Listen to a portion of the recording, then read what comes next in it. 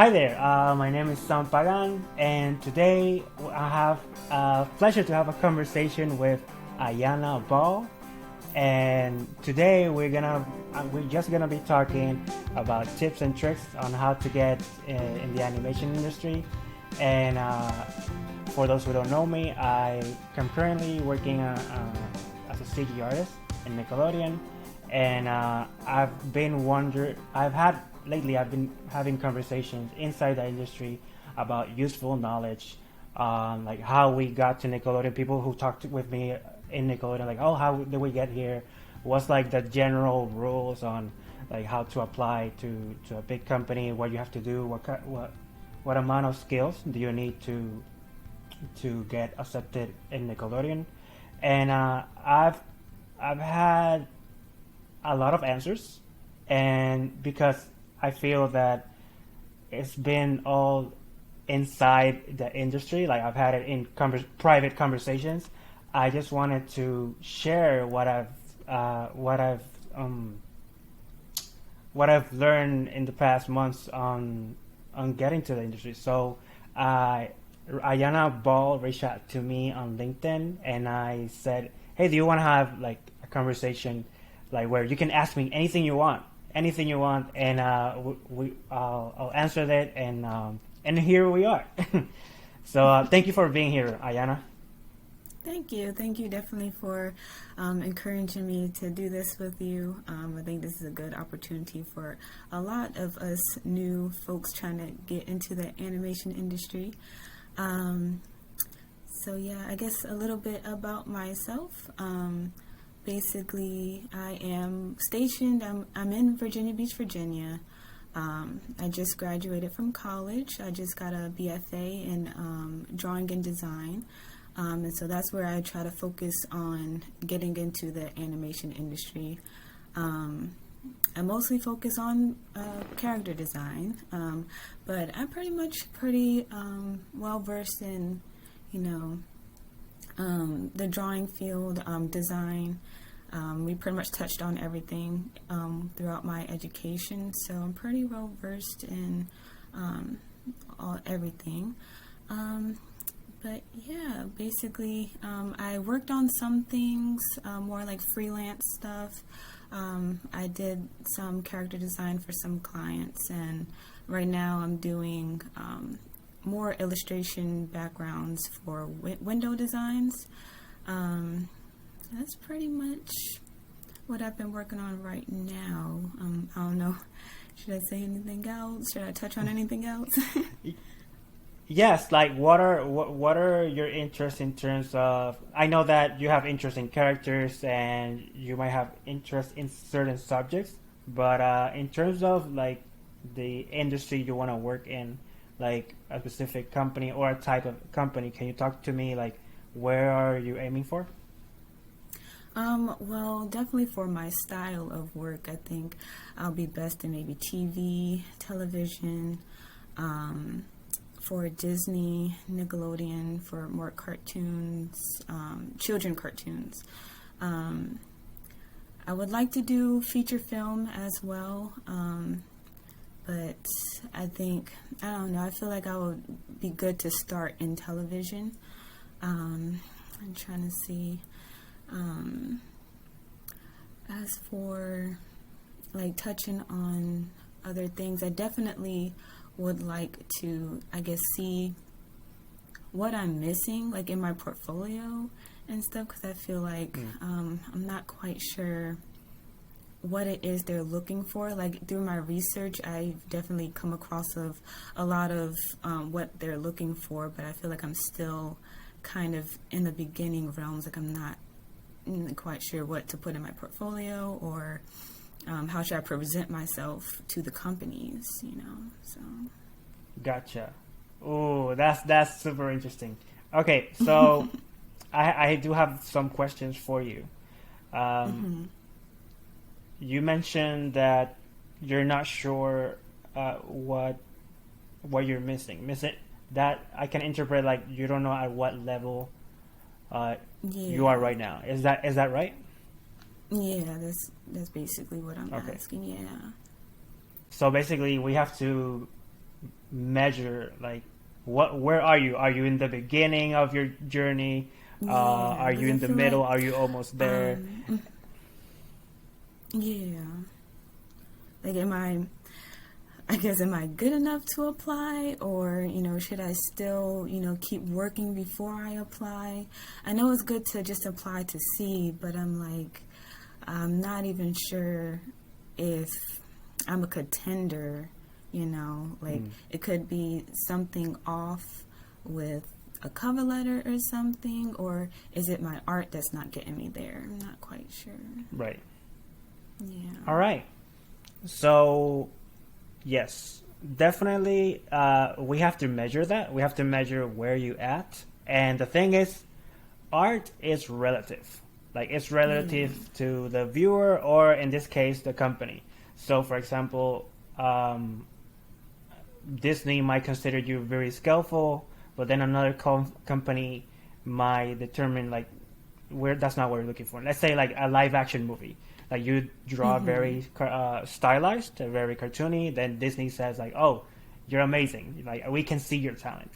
But then live action, you apply to them, and they're like, Yeah. "No, that's not what we're looking for." So that is an Yeah. example of how art is relative, and that's why you are not a good judge if you're good enough, Mm-hmm. because the who determines if you're good enough is like the other person basically. So Yeah. definitely you should start applying. Have you applied anywhere? Yeah, I have applied to a couple places. I started in the trainee positions, basically trainee, and like I'm trying to do the Nick Artist program now, just to Mm-hmm. see if I could get in. I didn't get Disney. And I think what else? Oh, I did DreamWorks. So I did apply Mm-hmm. to those trainee positions.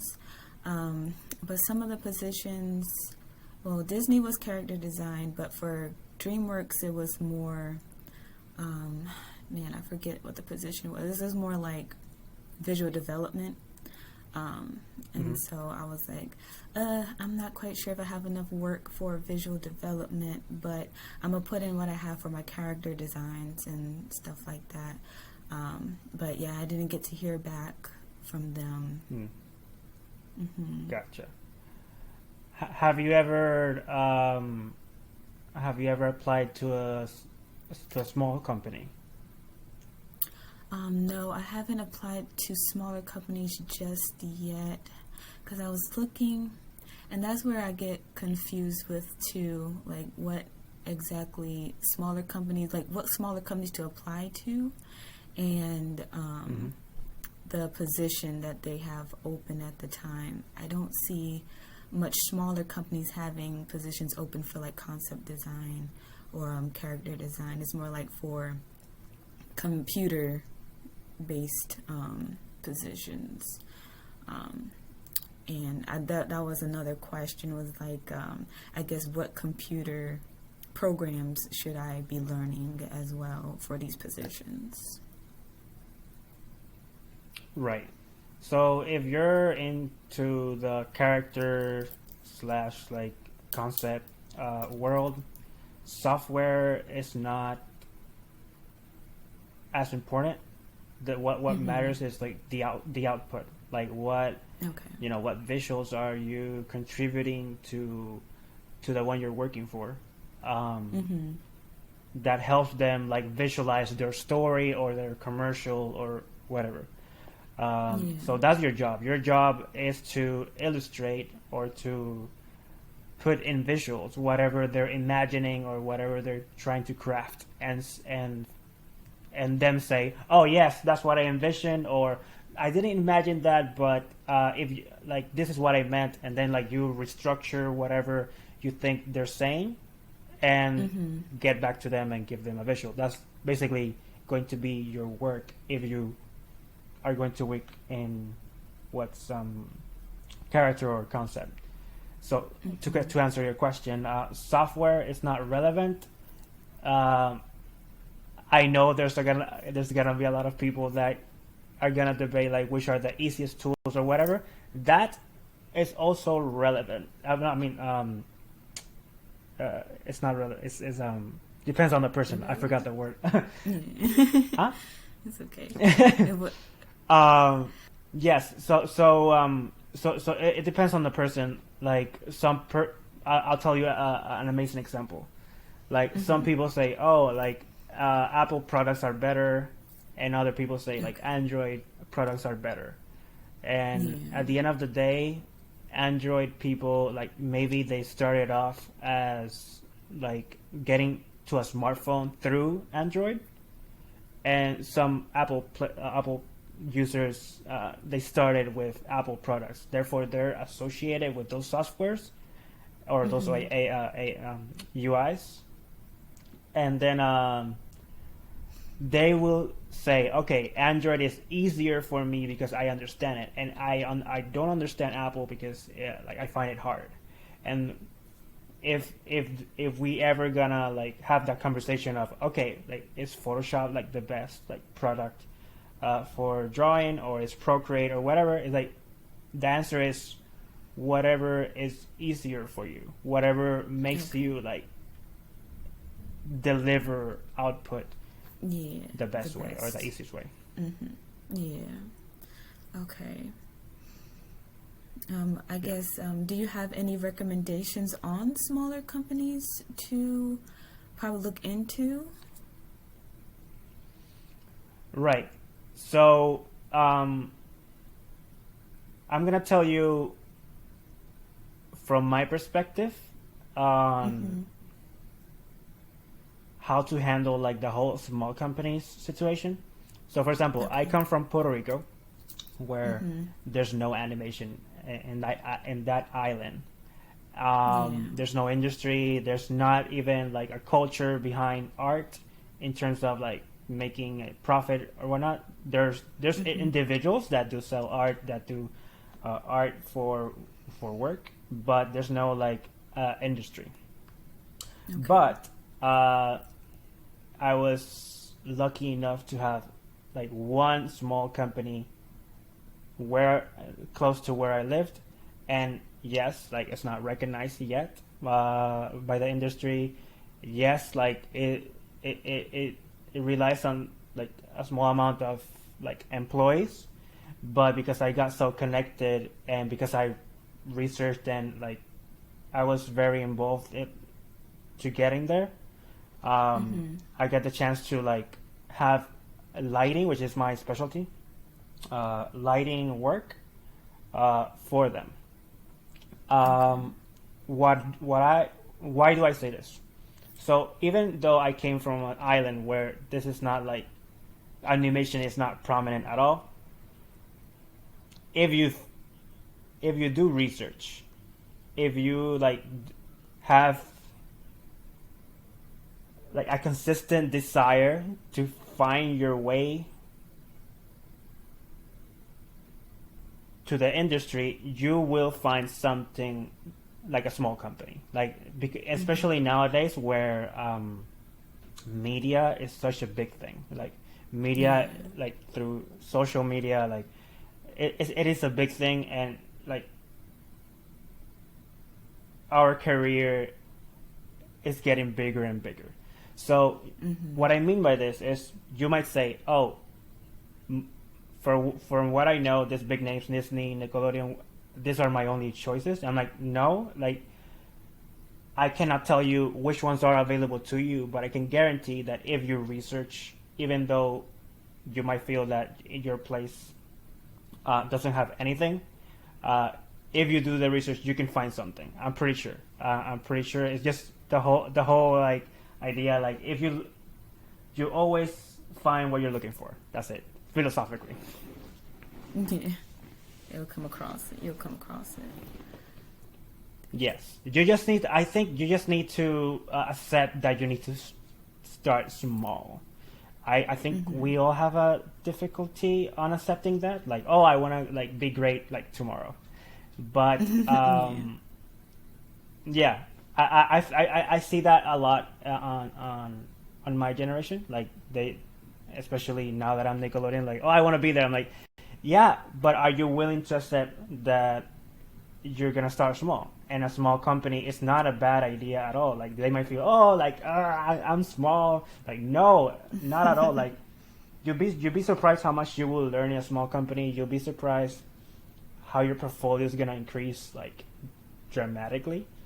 Because if you're just in the environment of a small company where they critique you, or there's art direction, or like there's sharing of information, oh, what brush do you use? Like I like how you draw, and like just having that like interaction with other artists, that's gonna increment your potential to actually apply a big company. So that would be my answer.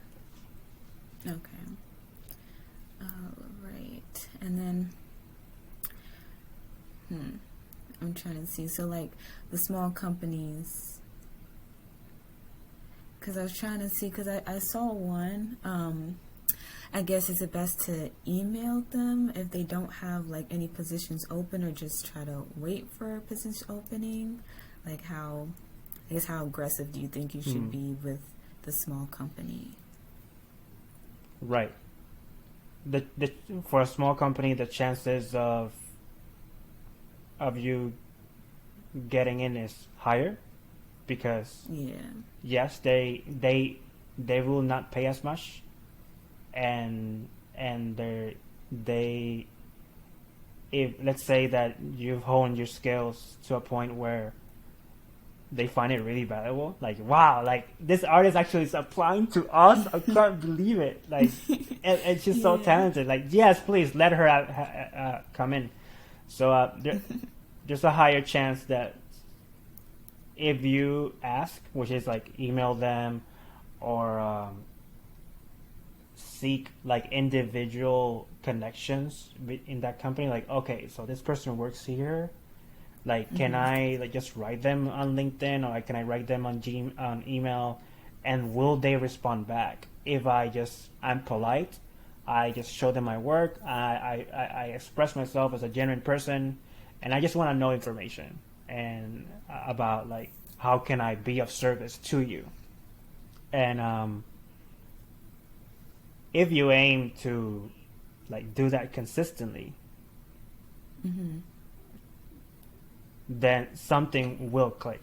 Something will definitely click. Somebody will want your service. So it's just consistency of like always like interacting. Right. Let's see. So I guess I know I did listen to the the Nick Artist program thing that you were on the panel. And nice. I know you did mention that you had, I guess, a long story. So I don't know if you would be okay to share that here. Ooh, yeah. Let's do that. Oh my God! Thank you so much for asking that. You're welcome. Only Nickelodeon people know this. Like only Nickelodeon and maybe and all my like Puerto Rican artist friends, because this is a really personal story. So here it goes. What she's for those who are watching, what she's referring to, like I went to a panel. I mentioned like, oh, like I changed careers 5 times, but that's a long story. We'll say that another time. So here's the story. So I graduated from high school in 2012. I didn't know what to do because I was too young and too naive, and I've never seen the world as like after I become an adult, I need to look for a job, and like that's the main phase of adulthood. So basically, I was very immature. I just had like ideas, but I really didn't know what to do. So I just went with the flow and said to people, "Hey, like, what's a good career?" And and what I had close in my environment, it was engineering. So I had good grades growing up. I had good grades. I did pretty good in what would be College Board. I don't know. I know that in the United States they use SATs, but for us it's College Board. So I had good grades. Good. I could be an engineer basically. So I applied for engineer. They accepted me in Mayagüez, which is a city in Puerto Rico, and I started engineering for a year and a half. And my idea, the only fantasy I had, like, oh my god, maybe if I become an engineer, I can create like an Iron Man in real life, and like that would be like amazing. So my idea was either Iron Man or the hoverboard. Like that was those were like what I fantasized about. But then physics and and math challenged that idea. They were like, "Do you know about this subject, calculus too?" And I'm like, no." So that calculus 2 made me quit. Like it literally made me quit engineering. Yep, true story, true story. And then I changed to English because maybe I was like, okay, maybe that Iron Man story idea was inspired by movies. Maybe I want to participate in movies, but maybe I don't have the resources on like around me. So there's an English career. Like I can learn literature, and maybe I can become a writer. If I become a writer, maybe I can become like a film, go to the film industry. But I didn't like it either.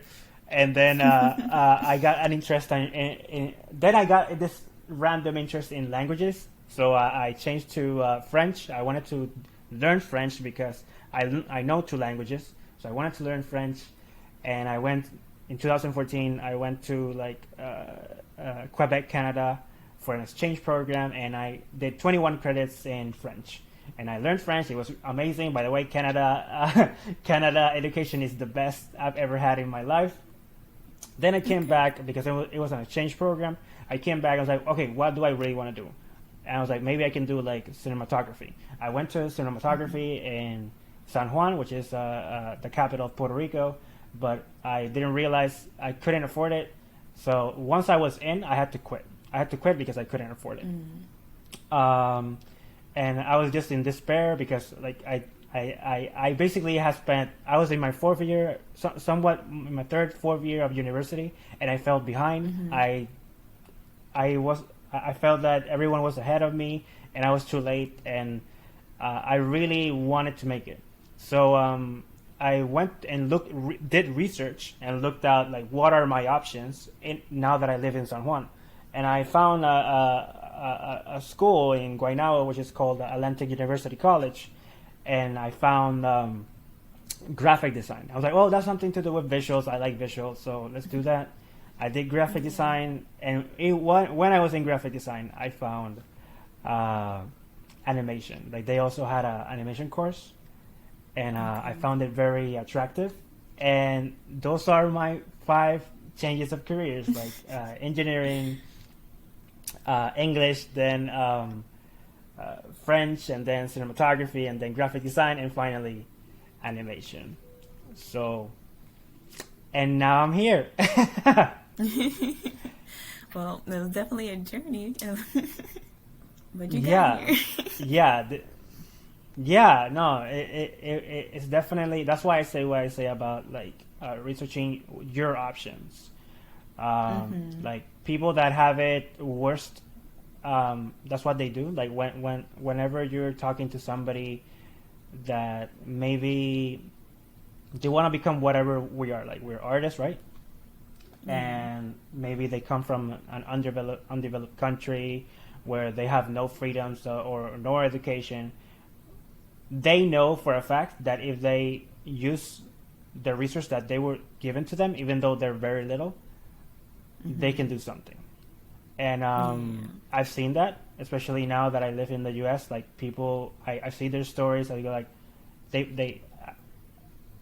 I changed careers 5 times, but they didn't even have education, and yet they got to where they wanted. So that's very inspiring because like, okay, maybe I can complain, or maybe I can just like sit down and say like, oh, there's nothing for me. But if these people that had it much harder got here and they have a work ethic that proves it, then that just makes me feel like, oh my god, like I gotta work hard. I should do better, or yeah, exactly. So that's the takeaway from my story, and you're gonna develop your own story of how you get there, and when you look back, you're like, yeah, all of that was needed for me to get where I am. Yeah. Yeah, well, that was definitely fulfilling and eventful. Let me see if I have any more questions. Let me see. I do know, I guess, well, we kind of touched on that already. If you would like basically recommend more schooling or, just work on self Mm, projects. I don't know your input on gotcha. that. Yes, I can dive on that. Now it's very debatable. Now it's very debatable because if I'm gonna compare like the resources I had in 2012 versus now 2021, now it seems more doable that you can learn what you need to learn to get to the industry with the internet and Yeah. with very low budget. People are putting very valuable information on the internet and it's gonna keep increasing and it's gonna have more and more quality. I remember one of the things that I complained about when I was starting in like 2012, like my career, I did have an interest on like motion graphics and After Effects. I was like, yeah, Yeah. I like these tutorials, but like I go on YouTube and it's very hard to find like good quality content that I can start from a beginner and climb my way up. But Yeah. now, like I look around, I'm like, whoa, there's way more content than what I had than there was in the past. I can find like communities on Discord that they're just Yeah. aiming for the same thing, and I would say that now it's debatable if more schooling is worth it. Sometimes I go to school and I find that sometimes I go to school and I find that the same thing that they're teaching me, I could have learned it on the internet, and that makes me feel that that wasn't, I guess, the smartest move. Like, oh yeah, well, like I heard it from a YouTuber. You're just saying like what I Yeah. already know. Yeah. Um, yeah. Hmm. The other thing to consider is your personality. Some people are not driven at all, and sometimes those people need a schedule. They need someone to push them. They need to pay someone in this case an institution where they just drive them towards where they want to. Um, you gotta consider that. You gotta consider how what's your personality. Okay. Um, if you already have a degree, like in your case, um,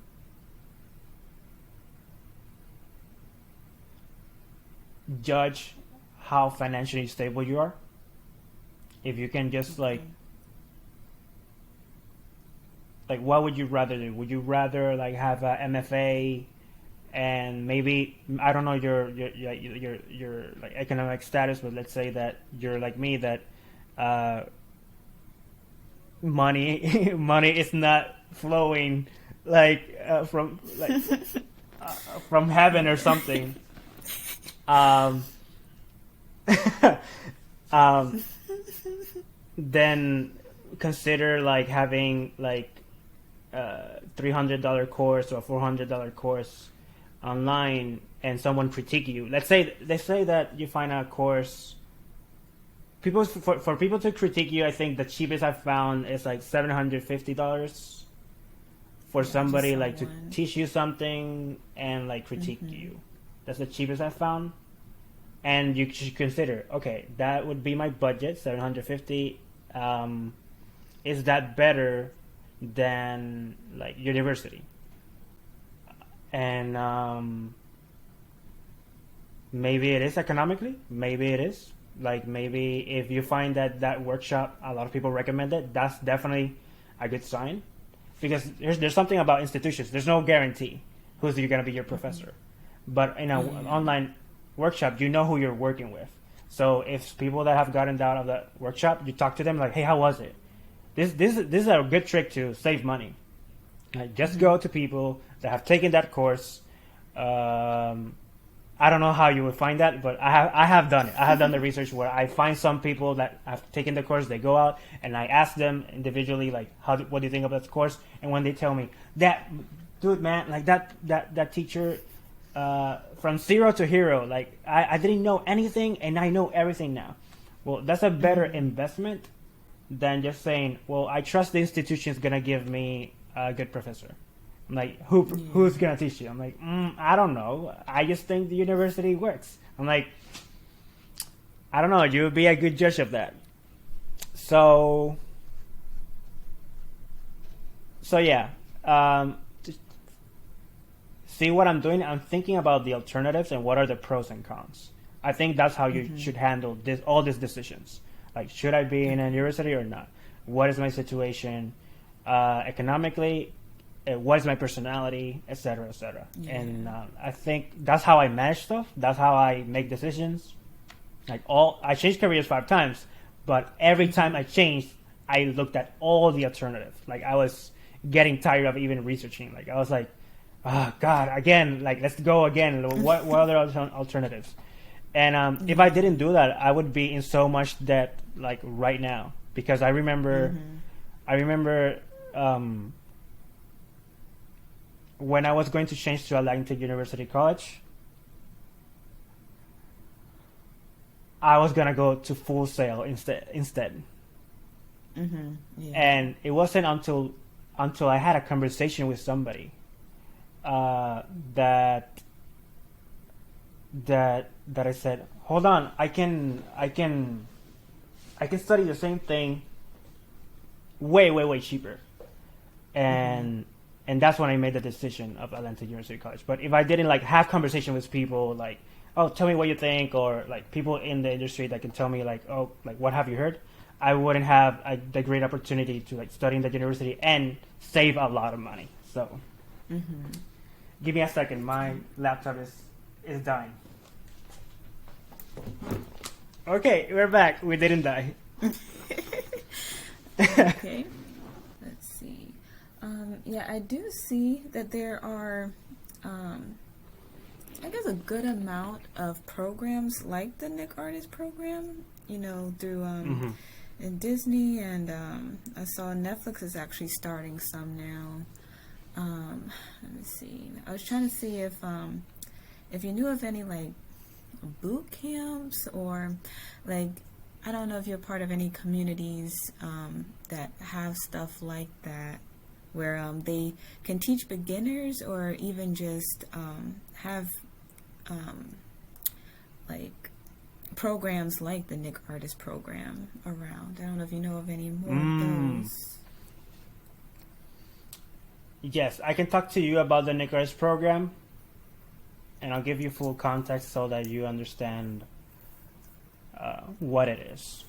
The Nick Artist program is really special. It's a really special program. Like, it's not something very common. Like, you might ask me, oh, are you part of an organization where like this is a thing? And I'm gonna say no. I haven't found something like the Nick Artist program. Yes, because what program gets you into a show, a real show, and at the same time train you?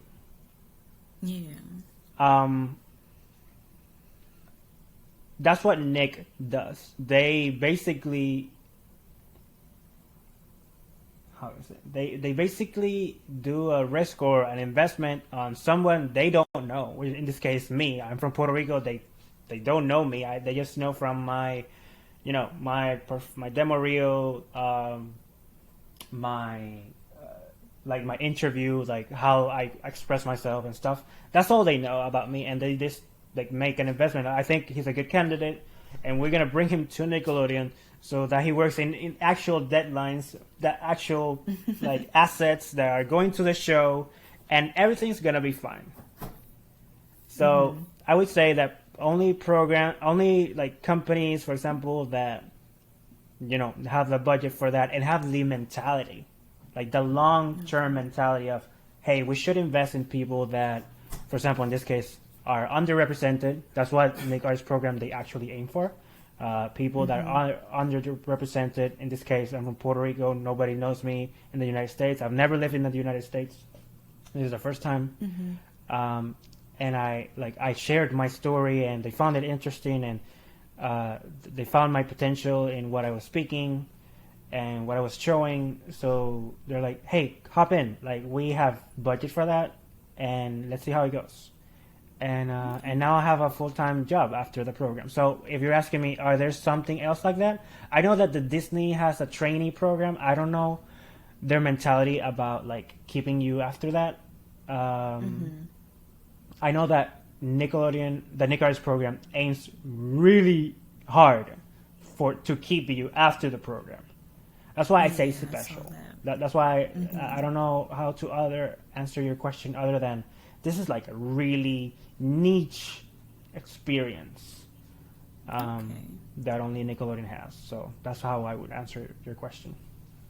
So it's definitely good to try and at least, if you can, have that experience with that company for the program. Oh yeah, yeah. Yes, Okay. yes. I'm just thinking. I'll keep. I want to clarify. Go ahead. Oh, I was just gonna say. I was like, I'll definitely keep trying. Then keep applying. Yes. If. No. Definitely. Yes. I think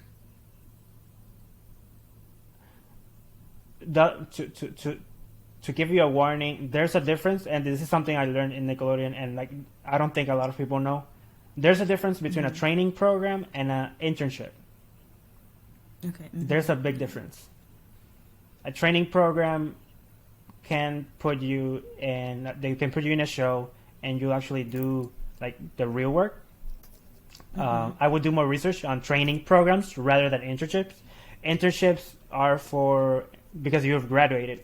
Internships are only for people that are right now on university, and they want to have like their first exposure, not like actual real life experience, but exposure to the industry. So I know people that have internships is like any big company you can mention, and maybe they're not gonna animate, but they're gonna assist the animators. Like maybe they're gonna do like they're gonna be in the environment where animators work, but they might not make the work. They're just like shadowing, or they're just like getting the vibe of, okay, so this is how it feels like, and that gives a really good definition of what training programs do versus internships. Yeah. Training, they actually do the job. They hire you for a specific job, and internships, most of them, they just expose you to the environment, and you help around, and you make connections, which is important. It's super important that they know, like, how you communicate with others. Are you a team player and whatnot? Which is, I'm not saying that internships are bad. If there's something really good about internships, is that you make connections, that you are exposed to people that in the future, when you graduate, you can contact them and see like what opportunities are in their company. So Okay. So internships are more, I guess, like you said, job shadowing, more like probably observing compared to trainees that you're actually doing the job. exactly. Okay. All right. And then I don't know if you would know anything about like the production staff, or like maybe other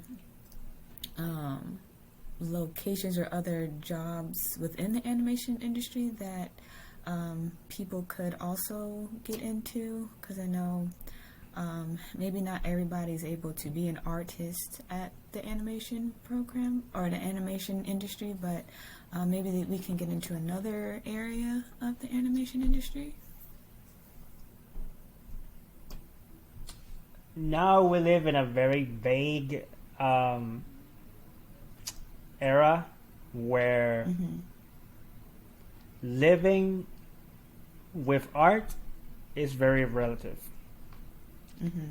Because you can do as I did, like spend 9 years looking for what I was going to study, and finally like getting a big company to hire me.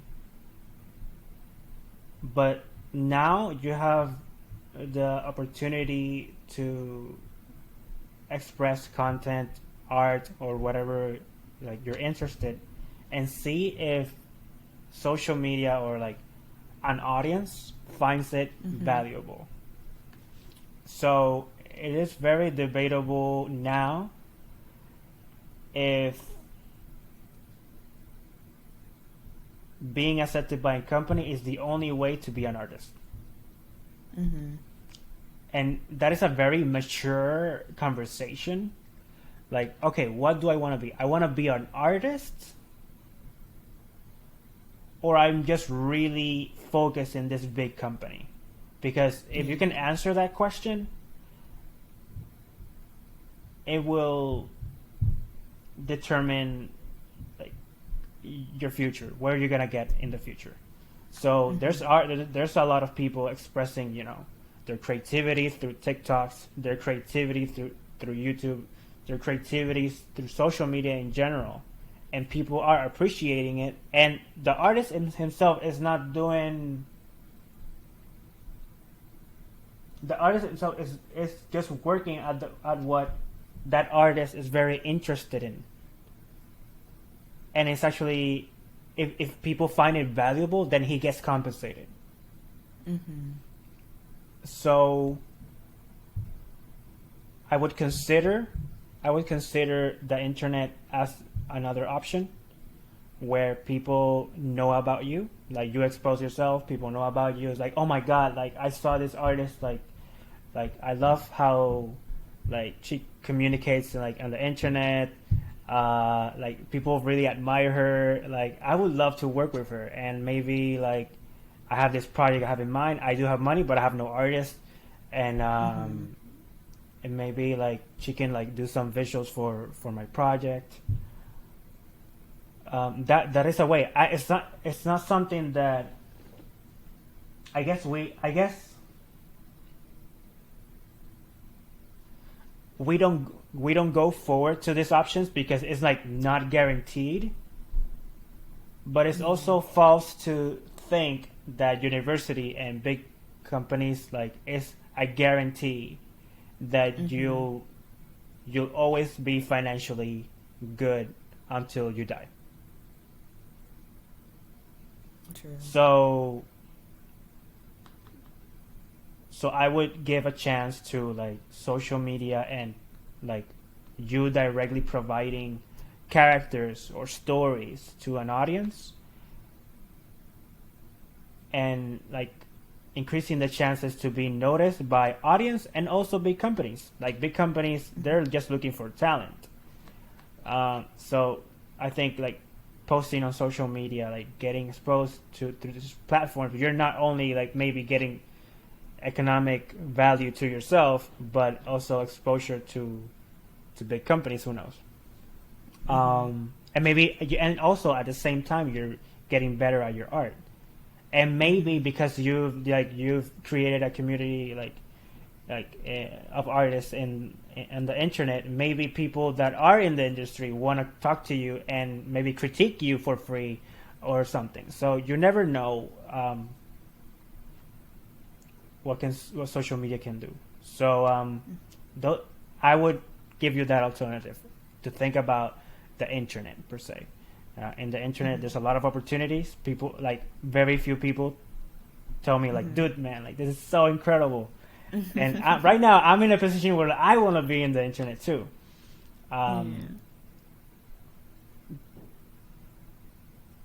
Yeah, so that's my answer. Think about the internet. It's a good era right now to be an artist.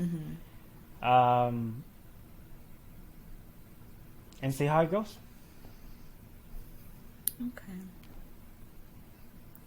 Yeah. I don't know if you would know anything about, I guess, like production, like those departments. I don't know if you would know anything about those departments. If not, it's okay. What do you mean by that? What do you mean by Like, production? like, there's other, I guess, positions like production or editorial within the. So like Nickelodeon has those positions as well that they look for people like that as well. I don't know if you would know like what they do because you do CGI and lighting, but I don't know if you would know anything about those departments as well.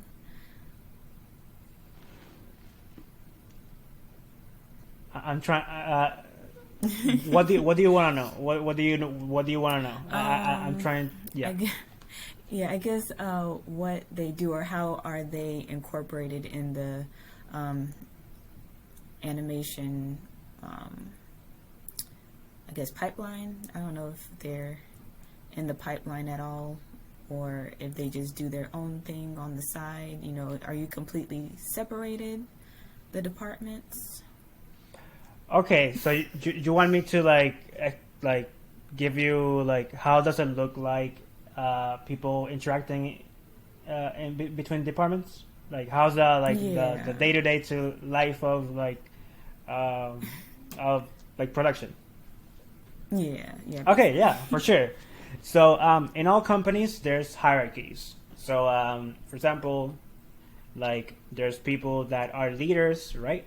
And those leaders are like they communicate to like maybe like supervisors, and those supervisors like supervise like people that make the work, and those hierarchies communicate effectively between those groups. So for example, I would be like I'm a normal artist, so I do my work.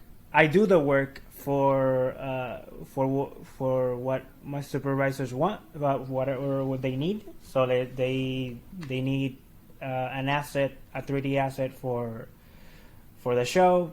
So they'll personally talk to me and say, "Hey Sam, so they're asking for like a staff or like any prop, and we need it modeled and texture for I don't know, like Friday or for next week, let's say."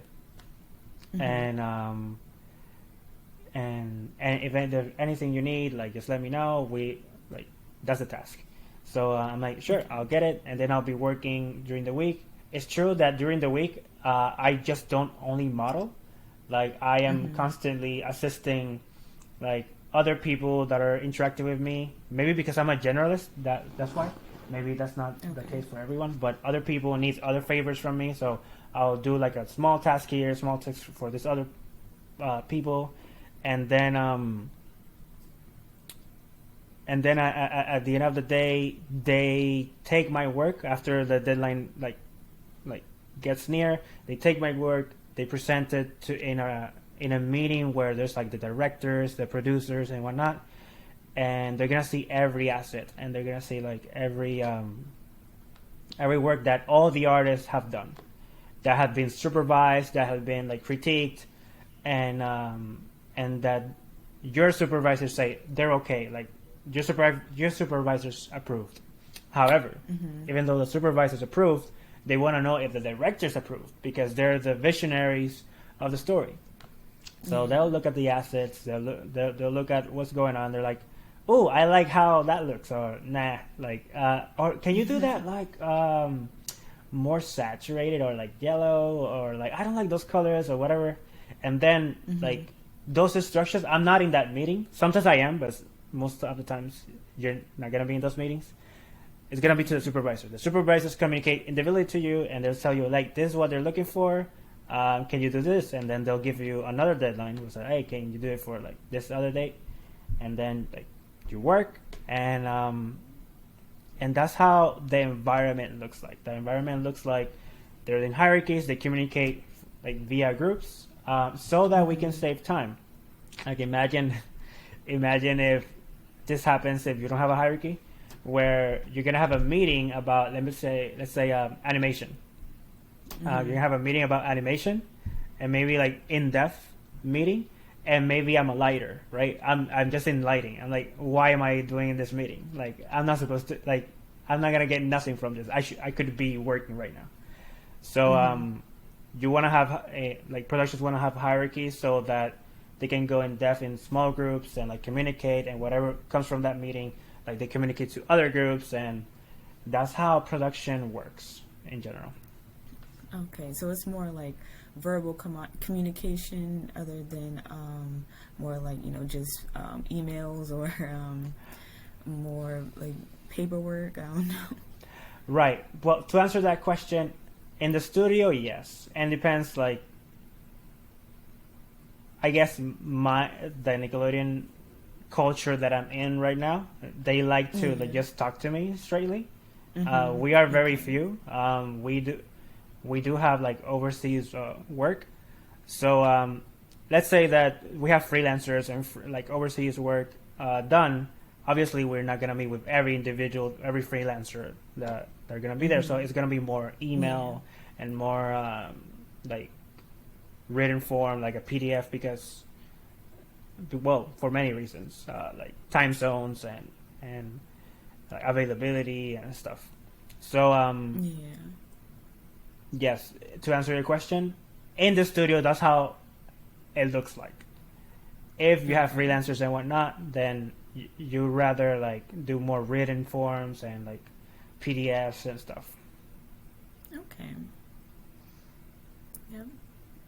Well, that was really, really good. I think that's all my questions. All right. Those were great questions.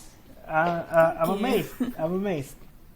But yeah, I would like you to show us like a little bit of your work, so that whoever's watching, like, we can see what are we talking about. So that'd be great. All right. And so my first one, this is my little baby cousin. His name is DJ, and he is inspiration work for a children's book that I'm working on. So his turnarounds and some expressions, how I envision his personality to be. He's still pretty young, so but that's how he pretty much acts now. And then I have some quick character designs. These are on a personal project that I'm working on. And then, let's see, I have her too. Then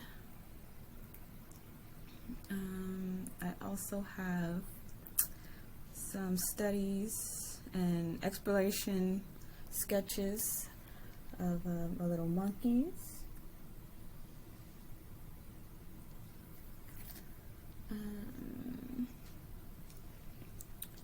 Yep, and then some background pieces or environmental pieces that I worked on. This one is for a game that I'm working on. So it's just a real quick study or concept design. And then this is another one I worked on. So yeah. All right. Well, thank you for sharing that. While you were sharing that, I do have one thing to point out about applying to companies. We have talked about like doing good work in terms of art, but there's also something that I haven't mentioned. Mm-hmm. The way you organize your portfolio is very, very important.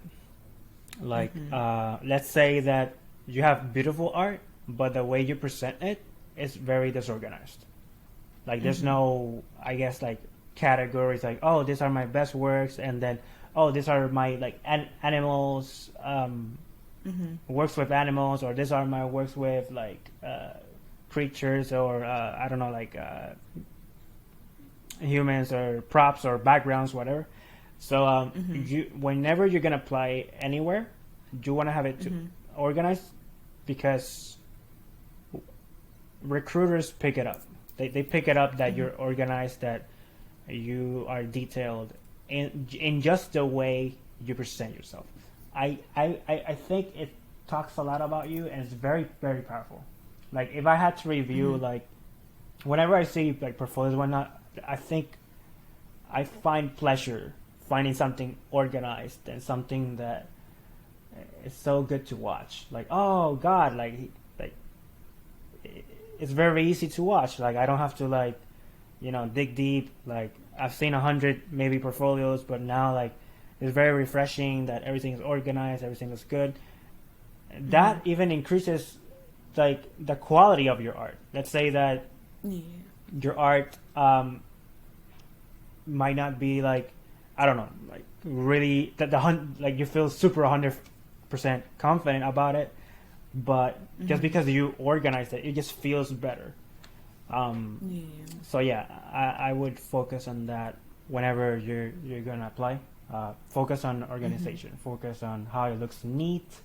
Have people like see your work and like go like, what do you think? Like, is it well organized? And they're gonna say you, I think like this is your best work and it's in the bottom. Why don't you put it upwards? Because I really like it. And then maybe that person liked that work, and then you ask another person like, oh, what do you think? And they told you that that work should be up, and then now you have two feedbacks, and you're like, yeah, I'm definitely taking that art to the top. And this is a real scenario because that happened to me. Like I had a work, I put it last, and I didn't consider it like high production stuff. And I remember like giving it to my artist friends that they have a good eye and stuff. And I would like, hey, what do you think? And like, why is this work at the end? Like, this is your best work. I'm like, what are you talking about? I don't even feel good about that work. Like, dude, that's the best work you have. So, first of all, that gives you a sense that you're not a good judge of yourself. So, like, let others critique you. And second, like, if a lot of people are saying that this is your best work, that is your best work. Because that's what's important, what other people think about your art. So, okay. And I guess what is your recommendations on not organizing, but organizing the portfolio? But I guess is it best to have a website, or because I know some people say social media, but of course your social media has to be the best work on social media if that's going to be your portfolio, kind of. So I guess. What do you recommend? Should you invest in a website, or are there other alternatives you can post your portfolio on? Right. I know that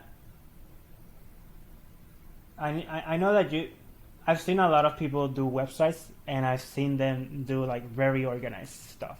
I don't know if they purchase. I wonder about that, or they just take like a very typical like template and they make it their own. I don't know how I haven't figured out how they do it, but I know people that make websites and that's their link, and they specifically character design and like concept like that I've seen. Like they just make their own website and that's what they send to Nickelodeon, and that works fine. I know that ArtStation has their own way of you designing your own page for portfolio. So I would look that up. I'm not sure. I haven't seen it, but I know they offer that service. And Instagram. Here's the thing about like social media. You mentioned that like in your Instagram it should be your best work. I don't agree as much because art is relative, And if you want like to get noticed,